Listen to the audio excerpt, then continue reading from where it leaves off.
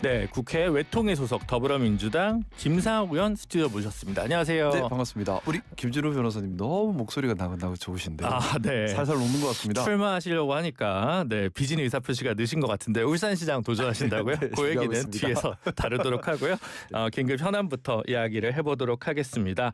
오늘 오전에 당정 협의 이란 공습 관련해서 열렸다고요. 간단히 의원님 참석하셨을 테니까. 당연히 참석했고요. 네. 사실 우리 어제부터 좀 긴밀하게 움직이고 있었습니다. 네. 아무래도 우리 국민들께서 염려가 크실 수밖에는 없어요. 당장 급한 것은 이제 현지에 나가 있는 우리 교민들입니다. 지금 중동 지방에 약 2만 1천여 분 정도가 계시고요. 네. 또 호르무즈 해협에 우리 선박이 약 30여 척이 발이 묶여 있는 상황입니다. 네. 특히 두바이 지금 계속 폭격 이루어지고 있지 않습니까? 그렇죠. 피해가 많은데 두바이에만 교민들 또 일시적 체류민들까지 합치면 상당수 많은데 지금 발이 묶였습니다. 두바이 영공이 막혔어요. 네. 그래서 두바이에서는 한국으로 귀국을 할 수 없는 상황입니다. 네. 또 이스라엘에도 우리 교민들이 많이 나와 계신데요. 거기도 아시겠지만 위험한 지역이 폭격이 계속 이루어지고 있습니다. 그렇죠. 그래서 지금 두바이, 이스라엘에서 네. 일단 우리 교민들을 안전한 지역으로 대피하는 것이 가장 중요한 영사 문제이기 때문에 네. 이 부분에 좀 집중을 많이 했고요. 네. 다행히 좀 긴밀하게 대응을 하면서 다양한 방식들의 접촉을 하고 있고 일부는 좀 엠바고가 걸려 있어서 제가 말씀을 다 못 드리는 네. 부분은 있습니다만은 이미 외교부에서 네. 현장에서 대응할 수 있는 팀들이 아. 현장에 가 있다 정도 말씀을 드리고요. 적절한 긴밀하게 조치를. 움직이고 있습니다. 네, 아부다비, 두바이 이게 다 아랍에미리트니까 맞습니다. 아랍에미리트에 좀 많이 있을 거고 상대적으로. 예. 아무래도 거기 이란도 어쨌든 허브다 교민은 보니까 있긴 있잖아요. 이란에 있는 교민들도 지금 보호를 해야 되고요. 네. 근데 이란에 있는 교민들은 수는 많지는 않지만 위험도는 매우 높죠. 그렇죠. 예, 수가 많지는 않지만 위험도 60분 매우 정도라고 들은 것 예, 같아요. 한 60, 70분 정도 계시고요. 네. 지금 두바이 쪽에는 아무래도 교통허브다 보니까 그렇죠. 일시적인 항공편 이제 네. 이용하시는 분들이 많이 와 계십니다. 네. 일시 체류객만 2천여 명이시고 그 말고 상시 체류하는 분도 제가 보고받기로는 한 7천 명 이상 된다라고 네. 얘기를 듣고 있고요. 또 이스라엘에도 또 많이들 계세요. 네. 그래서 일단 이스라엘에 계신 분들은 일단 그 나라에 있어서는 안 되기 때문에 인접국으로 이동하게 하기 위한 여러 가지 교통편이나 또는 영산 문제 절차 지금 외교부에서 적극적으로 대응을 하고 있고 또 두바이도 마찬가지입니다. 비행기가 못 뜨면 이웃 오만이나 이쪽으로 이동을 해야 되지 않습니까? 그래서 그 관련된 교통편이나 영산 문제 지금 적극 대응에 나서고 있는 중입니다. 이란이 보복 폭격을 이제 주변 국가에 이제 다 했던 거잖아요. 바레인이나 뭐 이제 여러 국가들. 미국을 압박하고 있는 것 같습니다. 네. 그러면 그 국가들의 교민에 대한 이송 대책 이런 것들도 차질 없이 이제 준비되고 있다. 이렇게 네네. 저희가 긴급 예산 편성도 된 것으로 확인했습니다. 이해하면 될 것 같고요. 네. 그다음에 이제 그 상선 아까 30여 척 호르무즈 해협에 있다고 하는데 요거는 어떻게 합니까? 지금 큰일입니다. 뭐냐면 우리나라가 LNG는 그동안 수입처를 다변화해 왔습니다. 그래서 중동에 기대는 것이 한 20% 정도밖에 안 되기 때문에 괜찮은데 문제는 원유입니다. 원유의 70% 이상을 저희가 우리 중동에서 수입을 하는데 네. 호르무즈 해협을 통과할 수밖에 없습니다. 근데 그 호르무즈 해협이 매우 좁습니다. 네, 그렇죠. 그래서 제일 좁은 곳은 폭이 3km 정도밖에 되지 않아요. 근데 거기에 수레, 길에만 설치하더라도 배들이 다니지를 못합니다. 그런데 그쵸. 이란이 명백한 명시적인 의사표현을 했죠. 배들이 막 폭격을 했습니다. 근데 일부 뉴스 보도를 보다 보니까 이번에 폭격해서 침몰시킨 배가 이란이 이란 배를 침몰시켰다는 말도 나오던데. 네. 어쨌든 약 지금 한 5척 이상의 배들이 피해를 받았고요. 그러다 보니 배들이 지나갈 수가 없는 겁니다. 현재. 자, 그러면 당장 30여 척의 우리 대한민국 관련된 배들도 못 오고 있고 뿐만 아니라 이 기름이 못 들어오는 거잖아요. 네. 천연가스도 그렇고. 이게 지금 당장 석유 수급이 상당한 문제가 됩니다. 그래서 오늘 회의에서도 이 부분을 좀 집중적으로 많이 논의를 했고요. 저는 이번 기회에 우리나라 석유 수입처를 좀 더 다변화해야 한다. 정말 그동안 계속 논의는 많이 됐는데 실질적으로 진전이 많이 되지는 못했지 않습니까? 근데 그러려면 미국이 안 좋아하는 베네수엘라나 러시아 이런 데서 원유를 수입해야 되는데 그 현실적으로 가능할까요? 이제 이번 기회에 좀 길을 열어야죠. 이제 우리 대한민국 같은 경우에 호르무즈 해협이 막히면 이렇게 심각한 위협을 겪는다. 그렇기 때문에 서브 공급 루트를 만들어야 한다. 저는 러시아가 제일 좀 좋지 않을까라는 생각을 개인적으로 가지고 있는데 지금 러시아 우크라이나 전쟁 때문에 당장은 못 열더라도 추후에 관계가 회복되면 러시아 루트를 좀 열어야 되지 않을까 생각을 좀 가지고 있습니다. 이게 조심스러운 얘기고 아마 질문에 답하지 않으셔도 됩니다. 네. 군이 가야 될 수도 있다. 이런 얘기도 있을 수 있을 것 같은데 그런 것까지 논의는 됐나요? 저 결정 그런 여부는 논의까지 가지는 않았습니다. 그건 네. 함부로 논의할 문제는 아니고요. 또 다른 나라의 주권을 침해할 수 있는 부분입니다. 그래서 그런 논의를 하지는 않았습니다. 네, 지금 보도에 따르면 이제 며칠 후인 6일 날 긴급 현안 질의를 한다고 하는데 조금 늦은 것 같기도 하고. 그래서 오늘 어제부터 움직여서 오늘 당정 협의회를 먼저 한 겁니다. 일단은 정식으로 외통위 상임위를 열어서 진행을 하려면은 야당의 협조가 필요해요. 근데 야당 지금 뭐 오늘 다른 시위를 하고 좀 그러고 있는데 어쨌든 우리 여당은 책임을 져야 되지 않습니까? 네. 정부와 함께 유기적으로 대응을 해야 되기 때문에 오늘 당정 협의를 통해서 당장 국회에서 해야 될 일들 먼저 진행을 하고 또 외교부의 상황도 파악을 하고 기타 여러 부분들을 좀 같이 챙겼습니다. 저는 솔직히 이게 궁금한데 네. 미국이랑 이스라엘이 보통 이런 침공이나 공습을 할 때 네. 영국 이런 데다 알려요. 우리나라 안 알려주죠? 알렸나요? 관련된 얘기를 듣지는 못했습니다. 네. 이제 기밀이라서 제가 모르고 있을 수도 있는데요. 한번 현안 질의 때 과연 한미 동맹의 실체가 무엇인지에 대해서 이거는 늘 이렇게 저는 중요한 부분 같습니다. 중요한 부분 같아서요. 예. 네. 제가 바로 확인해 보겠습니다. 확실하게 영국은 중요한 부분 알았을 것 같습니다. 캐나다도 알았을 것 같습니다. 대한민국은 알았을까가 저는 궁금한데요. 사실은 우리나라 같은 경우는 이 이란을 공습해버리면 이 경제적으로 타격을 많이 받거든요. 네, 그렇죠. 그렇기 때문에 사실 우리나라 같은 경우는 직접 당사국으로 봐야 하는데 알리지 않았다면 앞으로는 알려야 된다라는 걸 좀 구축을 해야 되지 않을까. 근데 모르겠습니다. 저도 지금 미국 보면 미국이 과연 우리 동맹국으로 인식하고 있는가 하는 요즘 의문이 많이 들어요. 네, 트럼프의 시대에서는 좀 많은 변화들이 좀 있고 미국의 국방 전략 자체가 헤그세스 국방장관이 얘기하고 있는 국방 전략 자체가 미국 본토 사수입니다. 그래서 동맹국들의 분쟁이 발생하면 알아서 해결하라가 기본적인 전략 방침이거든요. 네. 우리도 이걸 분명히 알아야 합니다. 이거는 미국이 우리나라를 좋아하고 싫어하고 문제가 아니라 미국의 근본적인 방위 전략 자체가 바뀌었어요. 그래서 우리나라의 안보는 우리나라가 주도적으로 지켜야 하는 그런 세상입니다. 호르무즈 해협에서 이제 기름이나 뭐 이제 천연가스 이게 사실 굉장히 중요한 지역이 또 울산입니다. 맞습니다. 석유화학 단지가 많기 때문이죠. 네, 한데 울산시장 출마 선언을 하셔가지고 지난주에 출마 선언했습니다. 네. 사실 저희 지난번에 나오셨을 때는 전혀 뭐 나올 생각이 없다는 식으로 대기실에서 저한테 얘기를 하셨는데 제가 완전히 당했습니다. 그거 당한 건 아니고요. 네. 저는 사실 고민을 많이 할 수밖에 없었습니다. 왜냐하면은 정치적으로 험지일 뿐만 아니라 저한테 심리적으로도 험지예요. 아시겠지만은 12.3 내란에 결연히 반대하고 윤석열 탄핵을 주장한 이후에 지역에서 배신자로 낙인 찍히고 상당히 힘든 시간을 거쳤습니다. 물리적인 살해 협박뿐만 아니라 뭐 인격 모독 헛소문 뒷조사 마타도어 1년 내내 이루어졌고요. 저뿐만 아니라 제 주변인들 그리고 저를 지지하고 도와주는 분들까지도 다 피해를 봤습니다. 그 조직적인 괴롭힘 그게 상당 기간 이어졌기 때문에 제 입장에서는 심리적으로도 상당히 좀 꺼려지기도 하고요. 또 사실은 울산에서 제가 낯선 사람이 되어버렸어요. 국민의힘에서는 처단해야 될 배신자. 기득권 입장에서는 제가 계속 기득권 타파를 외치고 있기 때문에 울산 민주당 입장에서 아니요. 국민의힘 입장에서는 배신자. 그러니까. 울산의 기득권 입장에서는 기득권의 적. 그리고 울산 민주당 입장에서는 낯선 사람이죠. 왜냐하면 이게 지역마다 또 지역 정치계 안에서의 기득권이라는 것도 있을 수가 있거든요. 그분들 입장에서는 불편하죠. 그러다 보니 기존에 울산에서 정치하는 분들 사이에서 제 세력이나 제가 인정받기 참 어려운 환경입니다. 그렇기 때문에 정말 외로운 환경이에요. 하지만 그럼에도 불구하고 좀 결심을 할 수밖에 없었던 것은 6.3 지방선거 울산이 반드시 이겨야 한다는 절박감 그리고 1월 30일 기준으로 각종 여론 지표를 봤을 때에 제가 도전을 할 수밖에 없는 상황이다라는 수치만 얘기 안 하시면 됩니다. 책임감을 좀 느꼈습니다. 그리고 또 울산이 지금 처해 있는 상황이 절박합니다. 3년 안에 민주도시 또 AX 선도도시 또 개방도시 이런 본질적 변화를 만들어내지 못하면 울산은 이제 완전히 쇠락하게 될 가능성이 큽니다. 울산의 은혜를 받은 제 입장에서 이걸 또 외면할 수가 없었고요. 그래서 좀 도전하게 됐는데 그래도 좀 감사한 것이 시민들께서 또 우리 당원들께서 많이 호응해 주시고 지지해 주고 계십니다. 그래서 저는 기득권을 보고 하는 것이 아니라 시민들을 보고 당원들을 보고 함께 정치를 열어가려고 합니다. 울산도 사실은 한때 이제 제일 잘 산다. 1인당 뭐 GDP가 제일 높다. 뭐 몇몇 구는 이제 그런 얘기도 들었었는데 사실 최근 10년간 또 인구 감소를 피할 수 없었던 도시이기도 합니다. 인구가 급속도로 줄고 있습니다. 지금 이제 109만 명 선인데요. 인구 100만 명 밑으로 내려오면 광역시를 유지할 수 없게 됩니다. 그래서 지금 절박한 상황이고요.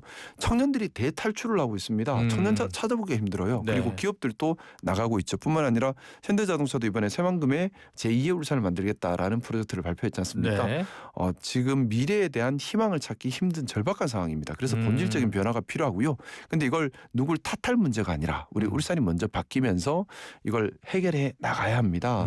그래서 제가 좀 더 절박한 심정으로 울산의 변화와 또 울산의 미래를 위한 여러 가지 도전들을 부탁드리고 또 제가 앞장서겠다고 말씀드리고 있습니다. 네, 그렇군요. 이 오늘 기사 보니까 지금 원래는 울산 민주당 기준으로는 4인 경선으로 알려져 있었는데 네. 송철호 전 시장이 불출마를 오늘 선언한 것 같아요. 네, 맞습니다. 그럼 이제 3파전으로 압축이 되는 겁니다. 네, 당내 경선은 3파전으로 압축이 될 것 같습니다. 네, 그리고 국민의힘은 현역 시장인 김주겸 김주겸 시장이 출마하는 것이 거의 뭐 기정사실화된 것 같아요. 네, 단수 공천 얘기까지 나올 정도이더라고요.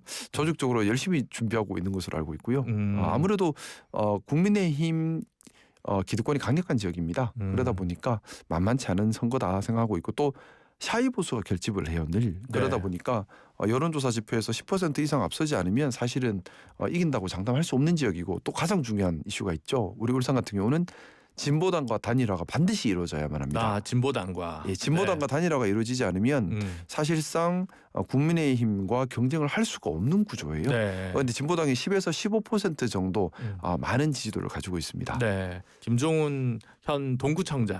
개인적으로는 제가 김종훈 동구청장을 참 좋아합니다. 네. 참 좋아하고 너무나 존경하고 좋아하고 같이 가는 동지라고 생각하고 있고요. 네. 그리고 뭐 저는 김종훈 동구청장님도 시장으로서 역할을 충분히 잘해낼 수 있는 완벽한 자질을 가졌다라고 진짜 진심으로 인정을 하고 있는 분이시고요. 네. 근데 저는 단일화가 어떤 형태든 가능할 것이라 감히 생각을 합니다. 왜냐하면 우리는 대의를 같이 하고 있습니다.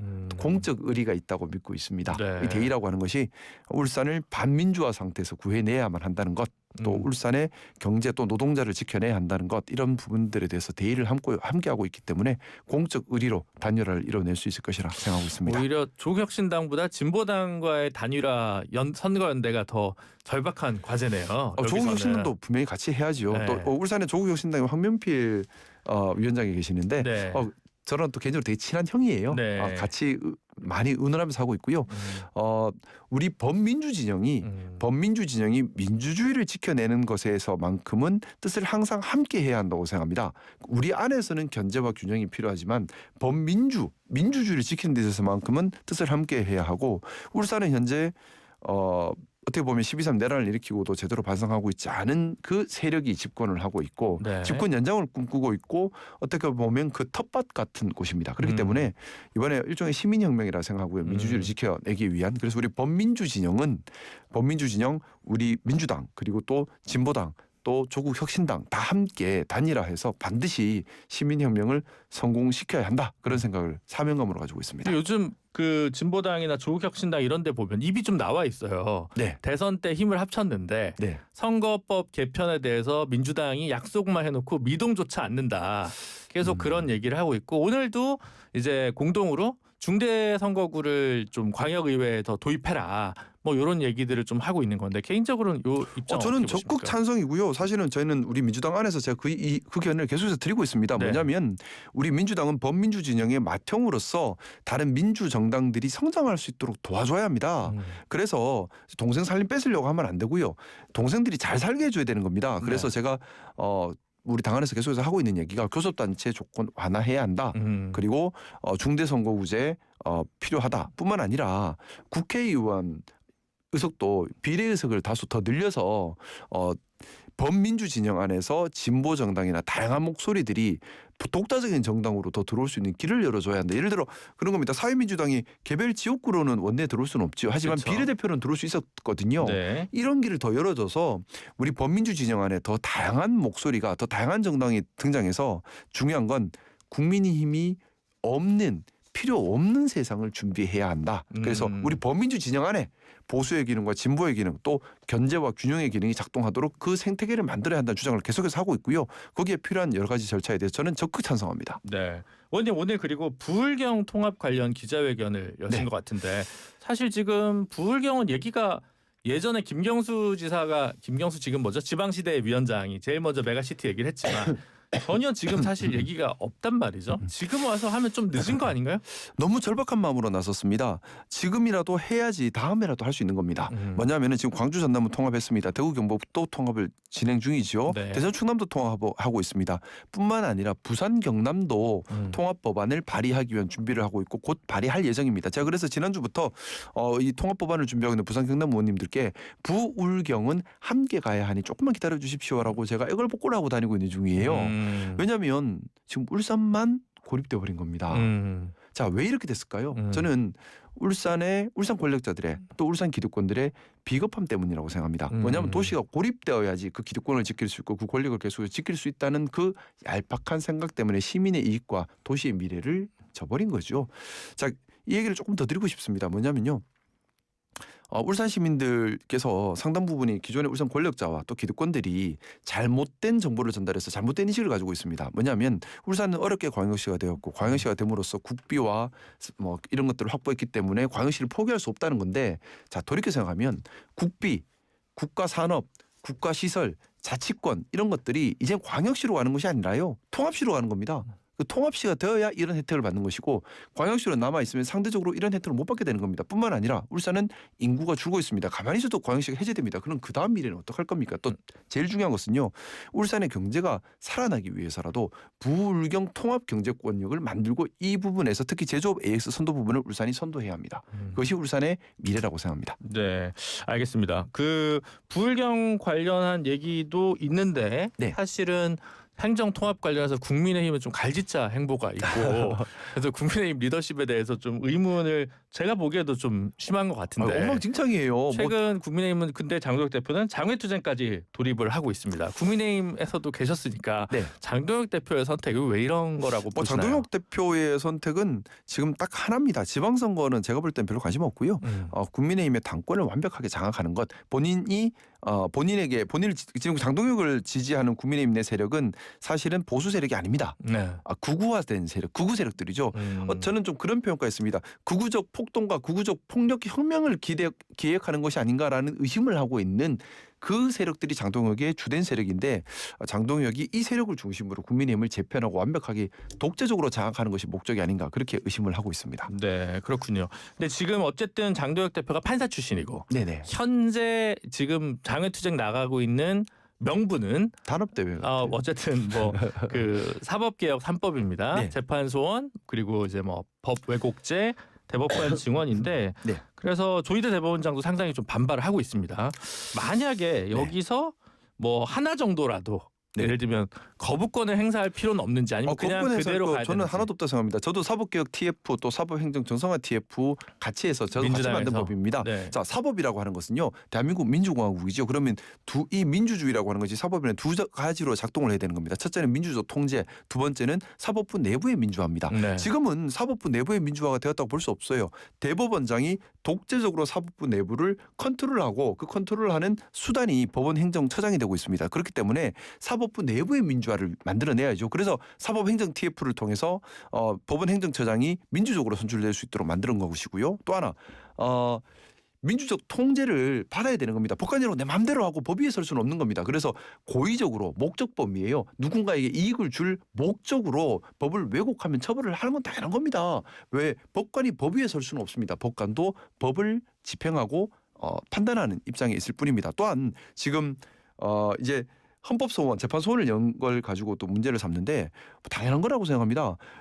일반 대법원은 헌법 위주가 아니라 기존 법리 위주로 판단을 하는 거죠. 근데 이 법이라는 것이 법 자체가 위반이 됐으면은 당연히 위헌 법률형 심판으로 가면 됩니다. 근데 법 자체는 문제가 없는데 판사님이 법 해석을 이상하게 해서 헌법을 침해했을 때는 구제받는 길이 있어야 되는 거죠. 그 당연한 길을 여는 겁니다. 이걸 가지고 사법부 침해다? 저는 말이 안 맞는 말이라고 생각합니다. 그러니까 그대로 흔들림 없이 가야 그대로 되고. 가야 합니다. 근데 네. 더 많은 법원 개혁이 필요하다라고 보는 견해가 있고 네. 물론 이제 개헌이 필요하기 때문에 그거는 법률 개정으로는 안 된다 이런 의견도 있지만 네. 근데 이제 그와 상관없이 정성래 대표는 뭐 대법원장 사퇴해야 된다. 이성윤 최고위원은 뭐 탄핵안을 준비하겠다. 이렇게 얘기해서 네. 이거 조금 과유불급 아니냐라는 우선은 입장도 지금은 있는데요. 지금 사법개혁 법안들을 통과시켰기 때문에 안착시키는 것이 우선이고요. 근데 조희대 대법원장에 대해서만큼은 정확하게 조사는 돼야 한다고 생각합니다. 왜냐하면은 지난번에 파기환송심 그리고 네. 또 12.3 내란 때 했던 행동들에 대해서는 국민들이 알 권리가 있다고 생각합니다. 도대체 왜 그렇게 했는지, 불법은 없었는지, 다른 목적은 없었는지 이거는 국민들이 알 권리 차원이기 때문에 명백하게 확인하고 그 과정에서 문제가 있다면 탄핵해야 한다고 생각합니다. 아 그러면 그건 국정조사를 해야 한다는 건가요? 네.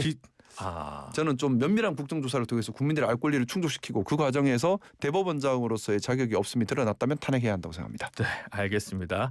김상욱 의원의 단호한 입장 잘 들었고요. 네, 다음에 또 모실 수 있으면 좋겠고 오늘 인터뷰는 여기서 마무리하도록 하겠습니다. 감사합니다. 행복한 저녁 되십시오. 네, 지금까지 더불어민주당 울산의 김상욱 의원이었습니다.